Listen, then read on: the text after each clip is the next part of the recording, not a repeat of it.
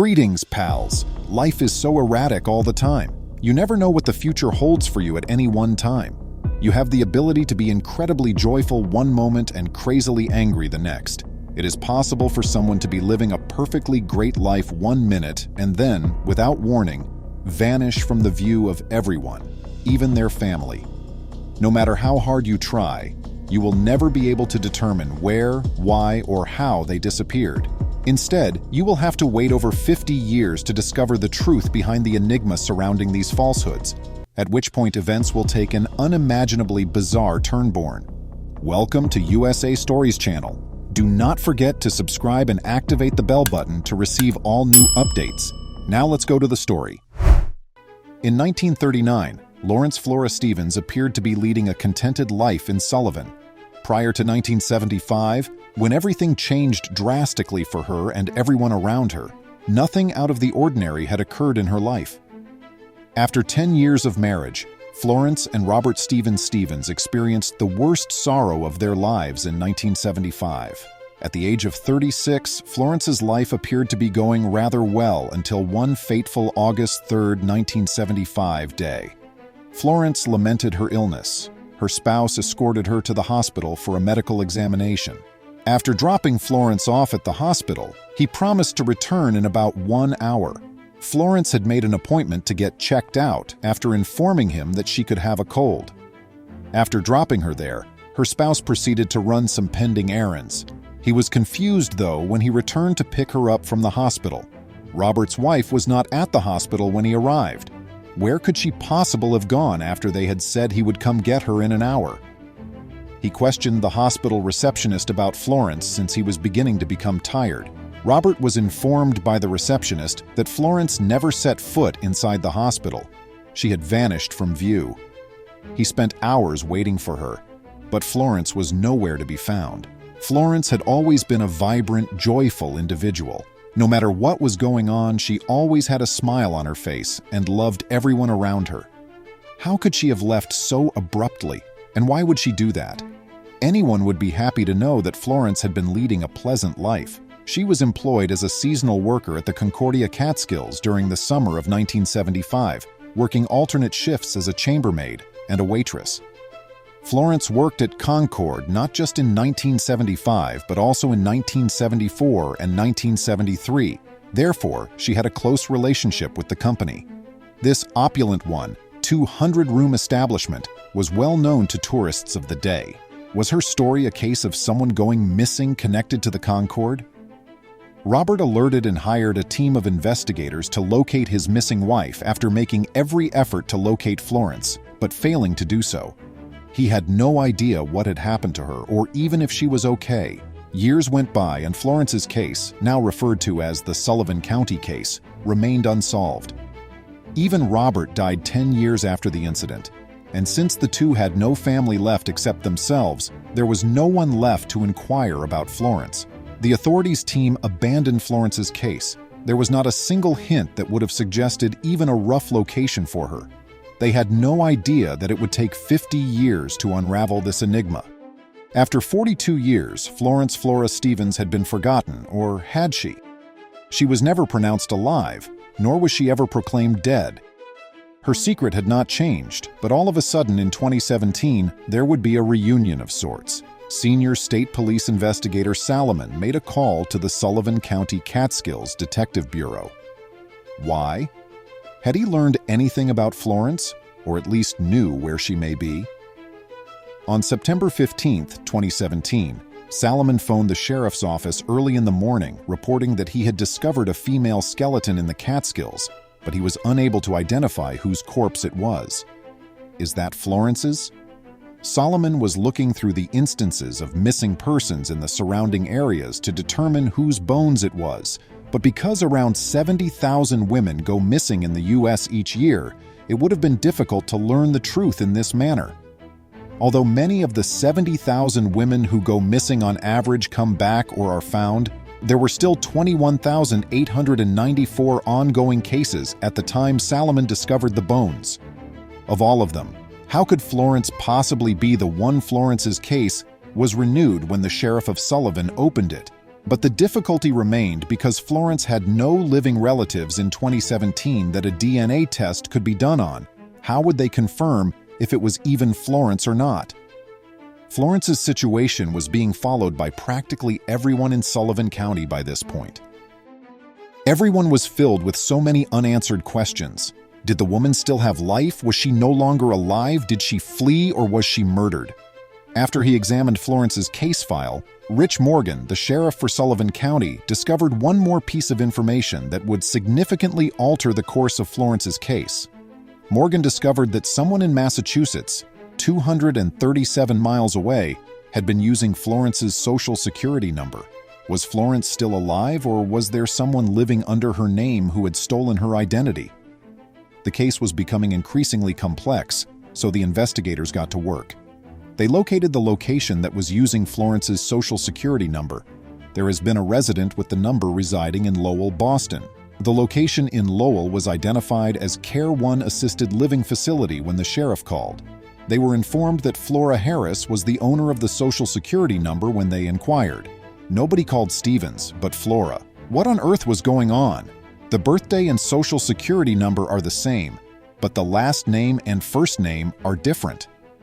Flora Harris, the subject of the detective's statement to CBS Boston, has been a resident of Lowell since 2001. Who was she?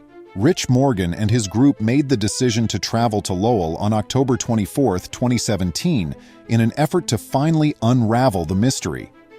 As soon as they arrived at the facility, they realized what was happening, and the mystery that had persisted for 10 years was about to be revealed. Eventually, a 70-year-old woman with sparkling green eyes and hair that fell to her shoulders sat in a wheelchair. Due to a psychiatric issue, she could only say a word or two at most. The woman had dementia. When Morgan saw Florence's work ID, he discovered that he was carrying a photo of her. His last remaining chance was to discover some answers by showing the 70-year-old woman the image. You have to see what happened next. Her expression brightened as she glanced over the ID. "Me," she murmured. According to Sullivan County under Sheriff Eric Chaboti, the woman instantly recognized the photo when it was shown to her. It was Florence Flora Stevens indeed. However, what made her alter her name? The problem arose when the authorities discovered Florence was suffering from dementia and had no memory at all of her past. Thus, there were no explanations for why Florence responded with the name Robert as soon as the sheriff displayed her husband's picture, even though she had forgotten everything from the previous 42 years. At that point, everyone was certain she was the same lady who had vanished 42 years before. Florence's history appears to be the only plausible reason for her disappearance. Festus Ambuva, a former employee of the institution located in the Boston region, stated, "To be honest, I don't think she ever really wanted to be found. You can tell she didn't want to be involved in something that happened in her past." Florence vaguely recalls that her spouse mistreated and battered her in the past. We truly don't know what happened to her or how it happened. Prior to that, she had mental health issues, the detective added. After doing some further research, the sheriff discovered some medical documents bearing Flora Harris's name. Florence's medical records showed that she had previously visited Roosevelt Hospital in New York City and New Hampshire before arriving in Lowell. The officials, who had all but given up hope of ever locating Florence or reopening the case to solve it, are overjoyed that Flora Harris has been located after 42 long years and that the case may now be concluded. All of it was unexpected. Florence could have pretended to be running away from her spouse by using the medical appointment as her reason. According to Sullivan County Sheriff's Detective Rich Morgan, she had just been paid, probably had a weekend full of tips in her pocket, and he believes she may have fled with the money. Festus Ambuva observed, "She never gave up and confided in a lot of people." "None of your business," was her go-to response, he said. And it appears like Florence truly lived up to her catchphrase, disappearing without a second thought. There will always be unanswered questions, even after Florence has been located and the Sullivan County case has been concluded. Morgan stated that the majority of Flora's secrets are locked away, and it's unlikely that we'll ever acquire them. One of a kind has been the Sullivan County case. In a statement, Sheriff Mike Schiff stated, "Really, it is not too often that you get to solve a 42-year-old missing person case." and even more uncommon when the enigma is cleared but the questions linger. The matter could be resolved because of technology. Otherwise, it would never have been feasible to link the dots in a case that was 42 years old. The methods and databases we currently possess are incredibly quick. Morgan yanked his fingers. More faster than in the past, we are able to narrow things down. That is all that should matter in the case of Florence as well. Whenever you take a missing person's case, you always hope the outcome is positive, Under Sheriff Chibodi stated. At least she is safe and alive, regardless of the situation. Ben Carpenter is aware that everyone is entitled to a family and a place of their own. He adopted unwanted infants for this reason. But plans don't always work out as expected. He was devastated when an unforeseen event occurred. Adoption data in the UK demonstrate that children with impairments and those from minority ethnic backgrounds have lower adoption rates. Most parents wish to adopt children who will represent their ethnic origin and be adopted within the next 18 to 24 months. Sue Armstrong, the chief executive of Adoption UK, states that more parents are required to give homes to children who are considered more difficult to place. These kids come from ethnic minority origins. She stated, "These kids might undergo significant transformations as a result of adoption. Adoptive parents' testimonies demonstrate that, with the correct resources, it is possible to raise children who are considered difficult to place." Ben Carpenter is one man who stepped forward to adopt kids who have a tougher time finding a home. He is a former Huddersfield special needs worker, age 36. Ben had longed to be a parent since he was a young adolescent. "I've always wanted to adopt," he remarked. "I dealt with children and adults with disabilities when I was younger, so I knew that if I were going to adopt, I would adopt kids who needed extra help or were considered difficult to place. Fatherhood has always been a dream of mine." The British man made the decision to adopt his first kid when he was 21. It was his first time, so the procedure was trickier and slower than he had anticipated. This is because it was challenging for the agency to accept one adoptive parent. Nevertheless, that didn't deter him. "It was a lot longer when I first started, and I had to establish my worth. At 21, I was informed that I was the youngest homosexual man to adopt. I have one adoptive child. My first kid had an autism diagnosis and was a curious little youngster. However, the needs of the kids I've adopted have grown with time and now encompass more than simply a little handicapped youngster." You may imagine that a single adoptive parent would find it difficult to care for a kid with a mild impairment, but Ben is an exception. He fathered more children despite having obsessive-compulsive disorder after adopting Jack, his first kid. Rather, it encouraged him to adopt additional kids. He took in Ruby, a little girl with Pierre-Robin syndrome, which affects the head, face, and limbs, making it difficult for her to move them. It is an uncommon congenital birth abnormality that causes upper airway blockage, tongue displacement backward, and underdeveloped jaw. Then he took in Lily, Ruby's half-sister who is deaf. He didn't stop there, though. Ben has adopted 5 children, as you would know if you have been keeping count. Though I'm sure it's amazing. What if I told you he adopted a 6th? He went on to father Noah. The small child had complicated demands that were life-limiting because of a rare genetic disease known as Cornelia de Lange syndrome. This illness results in delayed growth both before and after birth, which can cause small height, a moderate to severe intellectual handicap, and anomalies in the hands, fingers, and arms bones. Ben took the kid in nonetheless, wanting to give him a home. What could possibly go wrong for Ben and his children, you ask? What could possibly spoil a tale this inspirational? The Huddersfield native responded, "All the children I've adopted have been between newborn age and 2 years old," when asked why he enjoys adopting children. Their requirements included those related to Down syndrome, fetal alcohol syndrome, cerebral palsy, autism, physical disabilities and deformities, and deafness. I adore it. I adore everything. Being able to wear the title Dad is one of the greatest things. It's incredible when a youngster addresses you as Daddy. Christmases and milestones have always been special to me. The 2 a.m. wake-ups, however, are a necessary part of being a parent. I've enjoyed watching them succeed and smile during the holidays. My oldest daughter will never talk, walk, or eat, according to what I was told. She is now making every effort to achieve all three. Ben claims that although he felt he could handle it, adopting 6 children was too much. He has been able to provide for his children's requirements thanks to the assistance of his friends and family. The Englishman adds that experts he dealt with in his previous role as a special needs worker have also assisted him. He has trained himself to focus on the youngster in need of assistance rather than the impairment. He gets along well with the biological parents of his children as well. I have a great rapport with my children's birth parents, some of which have open adoptions, so I see and meet up with them. The father of 6 claims that it is actually the other way around, despite the popular belief that the kids are fortunate to have him. Those are the most amazing kids ever. People say that kids are fortunate to have you, but I am really fortunate. It is a complete blessing to have them in my life, Ben remarked.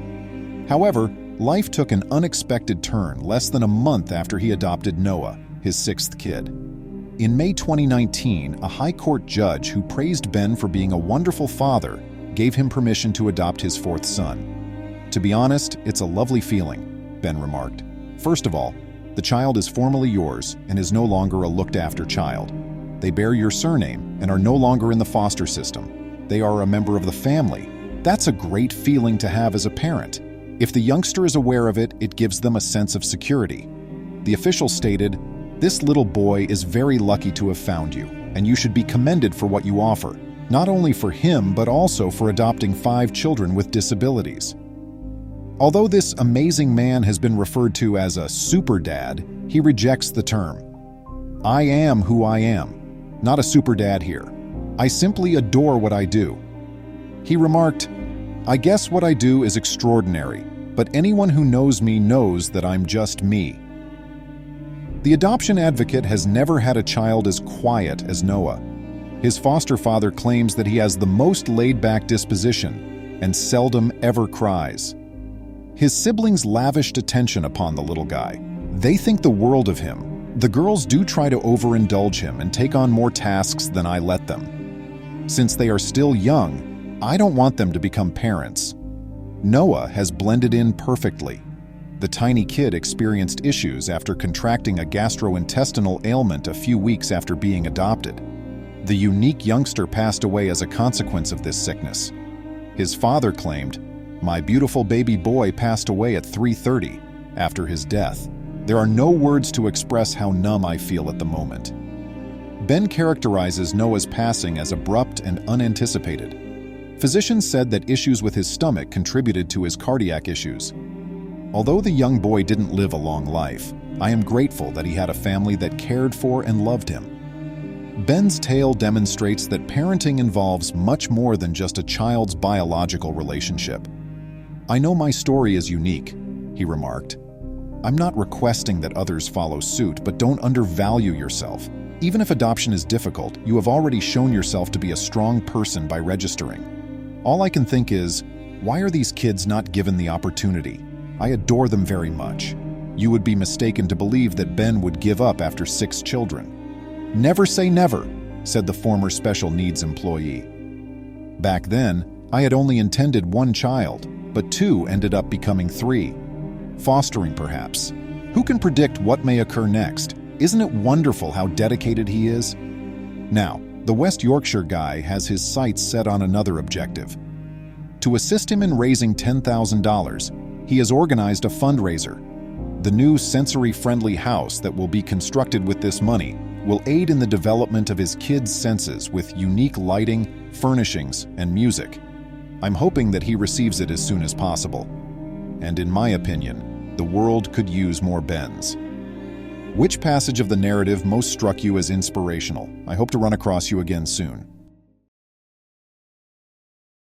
This sister passed very shortly after giving birth to a son, leaving her twin sister to care for the child. Years later, for an odd reason, this youngster made all the physicians lower their heads. Although there are many wonderful things that come in pairs, twins are the greatest. You'll be thinking about the twins narrative from today's video for a very long time. Chloe and Claire, you see, were the epitome of the Wonder Twins.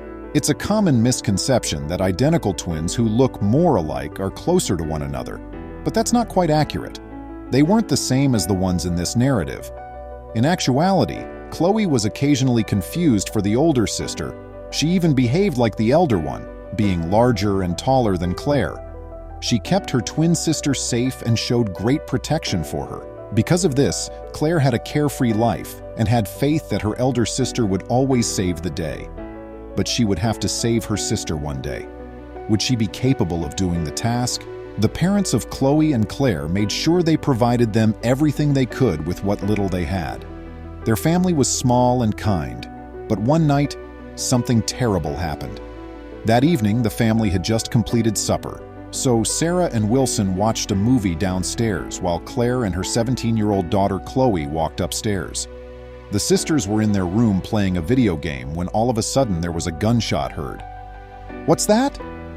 Claire let out a scream and was about to bolt, but Chloe moved quickly. Reaching for her sister's hand, she put her fingers on Claire's mouth. She said in a whisper, "Wait."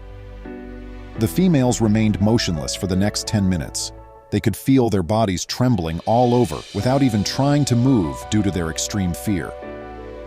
A few more minutes later, Chloe guided Claire to the living room by holding her hand.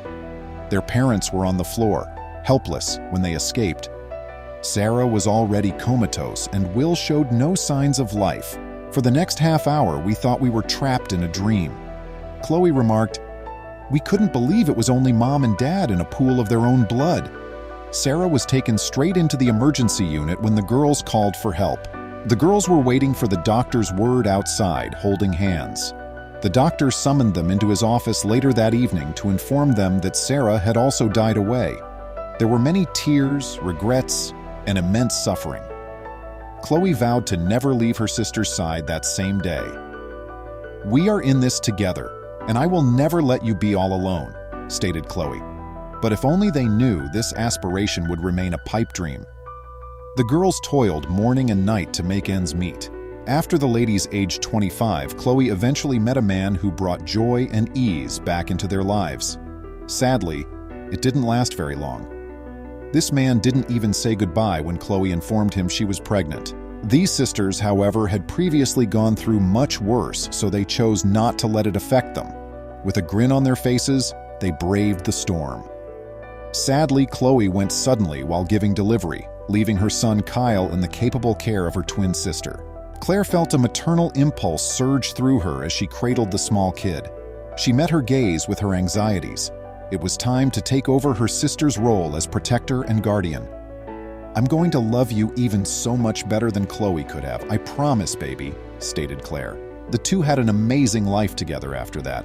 Financial help was also provided by the physicians and nurses who were aware of their tale. Claire even launched a profitable YouTube channel.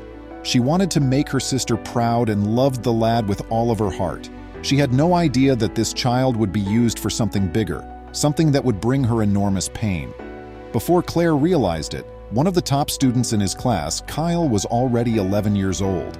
He was kind and laid back. He was also adored by many for his kindness and generosity.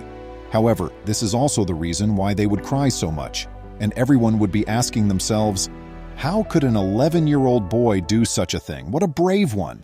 You see, Claire stopped hosting suitors who were men after Chloe passed away. But that was before someone, well, not just anybody, but Adams, Kyle's class teacher, entered her life.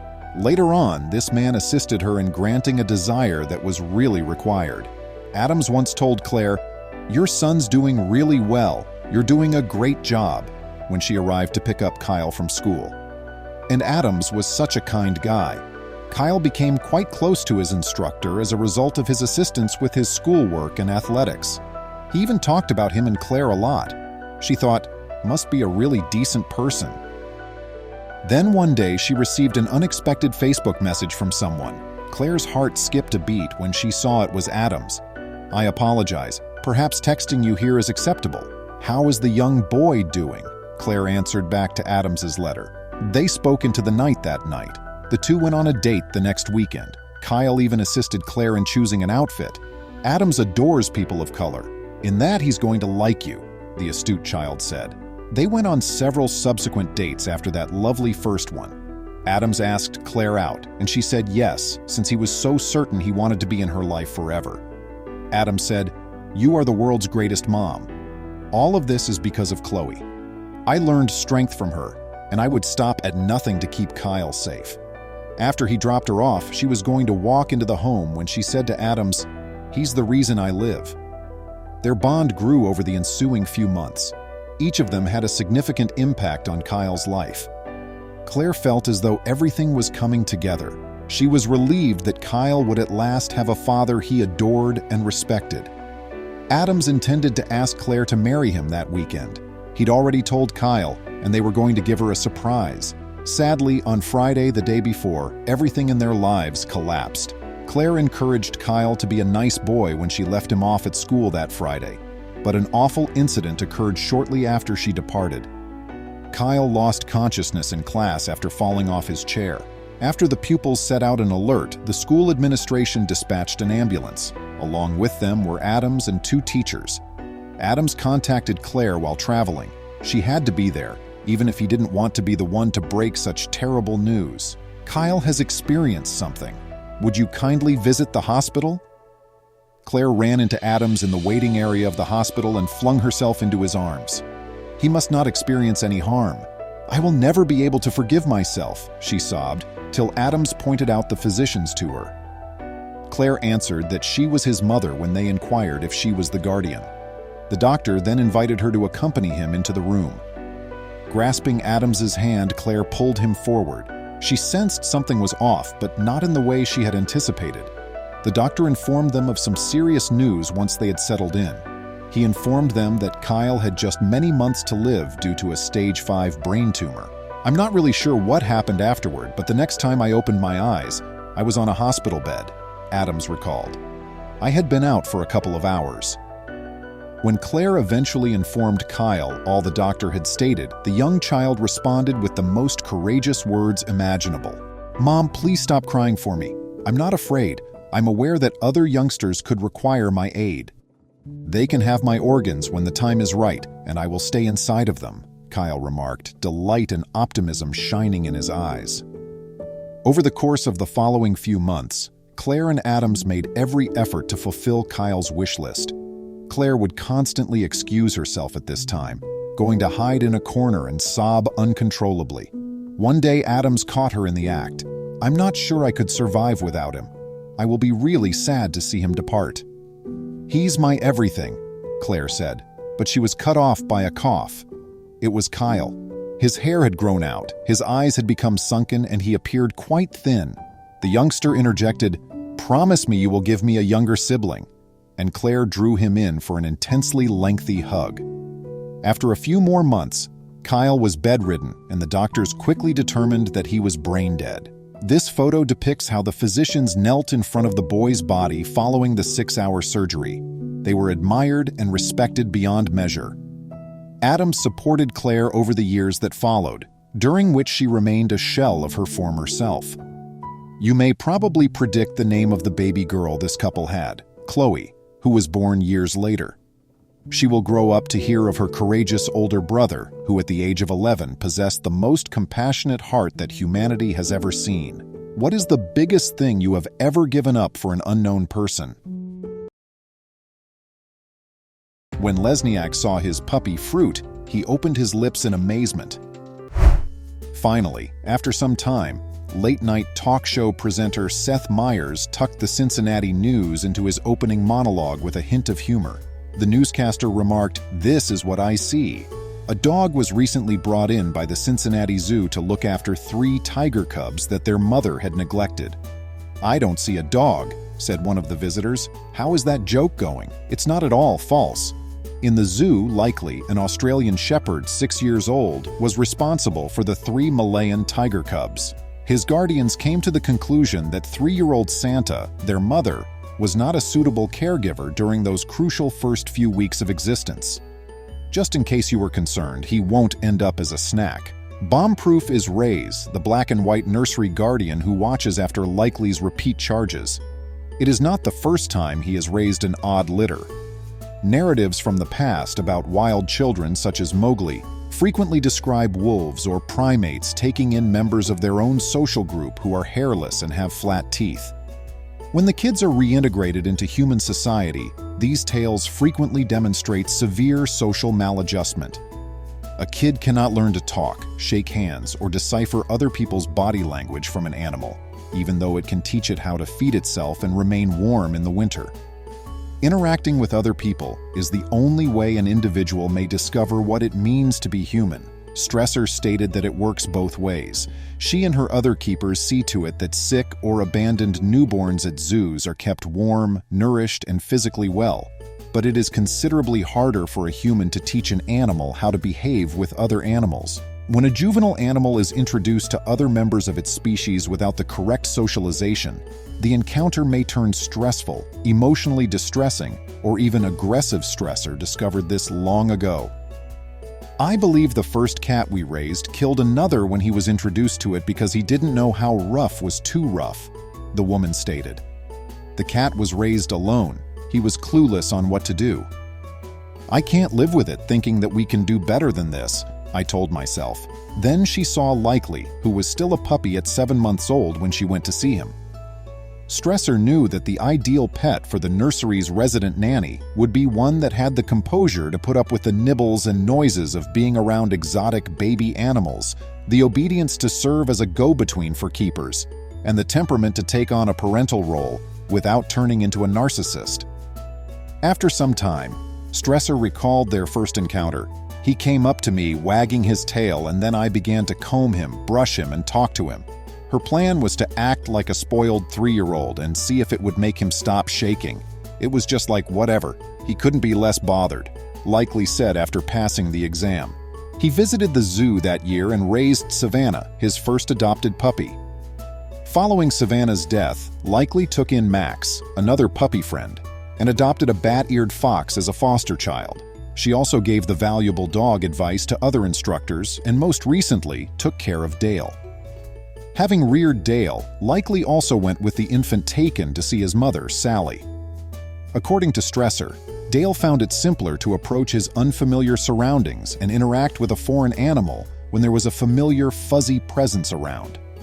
Mother and child are now contentedly on exhibit together. Stressor stated, "We didn't have this long, drawn-out, will they injure one another? Presentation narrative or even a truly dramatic one in only 1 year. Are they amicable with each other?" Skunk was the only kid in the group that had issues. Michelle Kuchel, the caregiver, recalls that Skunk was a jerk dude. Likely has incurred significant costs for the babies. Like Dale and his new charges, the triplets of Malayan tigers, Batari, Chira, and Izzy, Blakely has several roles. He is a playmate to goof about with, a warm body to cuddle up against, and a fuzzy jungle gym. But his role as a practical etiquette coach is the most significant one. He imparts knowledge to the cubs that a human zookeeper cannot. "You can refuse, but a tiger won't comprehend that," Kuchel remarked. They are aware of his hearing loss. "I don't speak cat, they don't speak English," Stressor said. "He speaks animal and understands English. He's my interpreter. He knows the appropriate animal signs." According to Stressor, if the cubs were reared by keepers only, they would be 3 little brats who don't know anything. Even though there's still a big difference between good dog behavior and intense tiger behavior, Blakely and the cubs have enough of an innate common language that interaction teaches them the fundamentals. When to end a wrestling session, how hard a play fight is too hard, and when flattened ears and growling are warning signs. Though he is no less effective, he is more of an animal etiquette educator than a companion. When they misbehave, he will lie on top of them and they will topple him. Stressor remarked, "He'll sit on them." He's been doing a great job of keeping Batari, Chira, and Izzy in check. They're 3 of their critically endangered species' only surviving members. When they are old enough to have their own cubs, the zoo intends to place them in breeding pairs, so even manners are especially important. They are being protected from what could otherwise be a really awkward first date by Blakely's social schooling. According to Stressor, they should be able to properly meet potential mates and form bonds with their own offspring with his assistance, helping to ensure the survival of the Malayan tigers as a species in the future. When the triplets go, Blakely will have a new litter of newborns to care for, but the zoo is unsure of which animals he may adopt next. In the meanwhile, he will be indulging in his favorite pastimes, taking walks, napping, attracting attention, and teaching the tigers how to survive in their environment. He is spoiled, but he works hard enough to deserve it," Stresser remarked. "I appreciate you seeing. Would you kindly like and post the video on social media? We'll return to you as soon as we can." While most individuals don't want to experience it, losing a loved one is something that happens to most people. There are as many different ways for people to cope with loss of a loved one as there are people in the world. You may be surprised by the lovely manner a family member responds to the death of a loved one. After a fight with cancer that began on February 10th of the same year, Staff Sergeant Alfred David Brazil, often known as Fred to his friends and family, departed this life on July 31st, 2017. Sadly, Fred went away from the consequences of his stage 4 rectal cancer, which had spread to his liver. His age was just 37. In his obituary, Staff Sergeant Fred Brazil's life was concisely and brilliantly portrayed. On December 29, 1979, Alfred Brazil was born in Greenville, South Carolina. His upbringing was typical of that of a child from lower to middle-class America. He enjoyed his childhood and tried his hardest to overcome the challenges of adolescence. He joined the United States Army shortly after completing his education at Greenville High School. A successful and illustrious military career awaited him. In addition to doing 2 tours of service in Iraq, he also served his nation in Korea. He took a brief leave of absence from the military to attend and complete the Mercury-Hurst Police Training Academy, exploring several options for his future. Even though it was a commendable and remarkable feat to have accomplished, his passion for the military drew him back. He rejoined the military after completing his police training, serving briefly in the National Guard before returning to active service.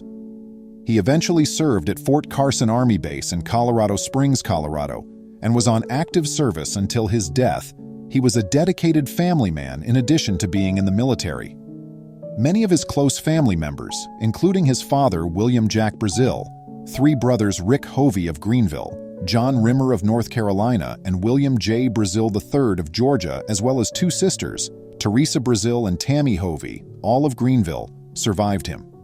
Ruth Brazil, his mother, and Robert and Dorothy Brazil, his paternal grandparents, preceded him in death.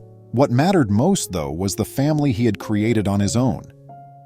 Mason and Milan Brazil, his 2 kids, and their mother, Caitlin K. Brazil, were all at home when he passed away.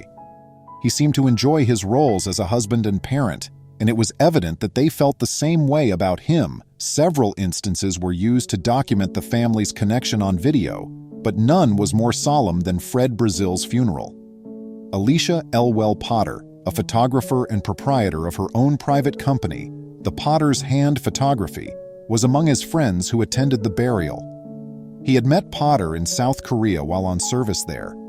She was requested to attend the burial as both a mourner and a photographer, though. Paying tribute to her friend's memory is one thing, but few would take on the burden of documenting the occasion for the grieving family at the same time. She did, however, take on the task, and the family's photos capture the beauty of their love for their father and husband at an untimely age.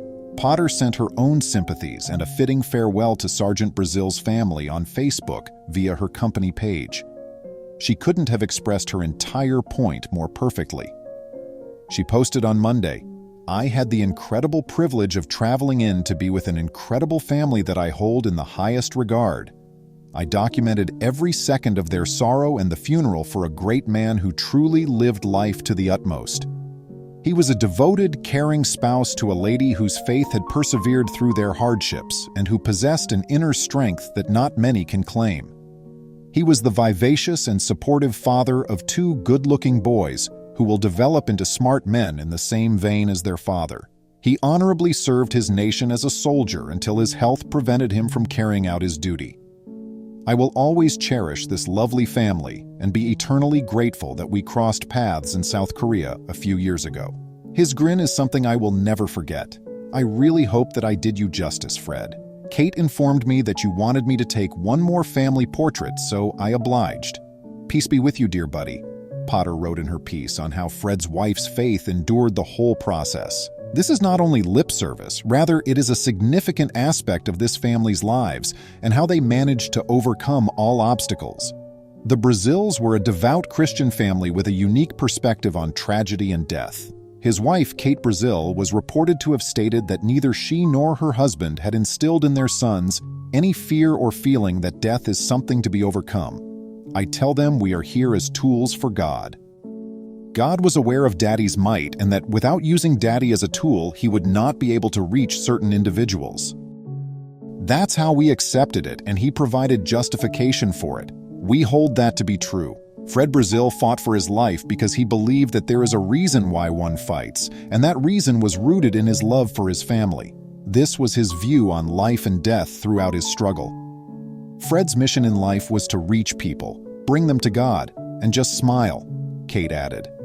Because he lived each and every day to the utmost, he accomplished everything in life. He completed everything that was required of him while on Earth. We just couldn't be more proud of the way he battled. Maybe the reason their boys responded the way they did was because of these lessons and the manner they were taught to them. Fred and Kate were not the kind of parents that wished to shield their kids from life's hardships. They were by their father's side for every medical procedure, and their boys, Mason and Milan, were not spared from any of them. As much as they could, they accompanied their parents to all of their father's required medical visits because they knew he was in critical condition.